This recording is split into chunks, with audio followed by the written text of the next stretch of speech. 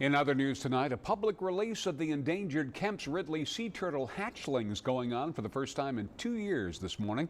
The pandemic shut down these public releases last year, and today park officials released 232 hatchlings in front of a crowd of hundreds at the Padre National Seashore.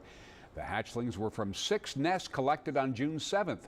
Dr. Donna Shaver says having people at these public releases is important to their mission of saving this endangered species.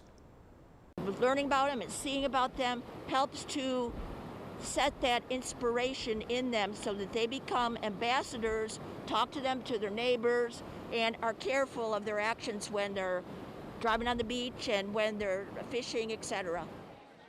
There are 2 more public releases scheduled for next month, August 4th and 5th at the Padre National Seashore. And by the way, August 4th happens to be a fee-free day at the park.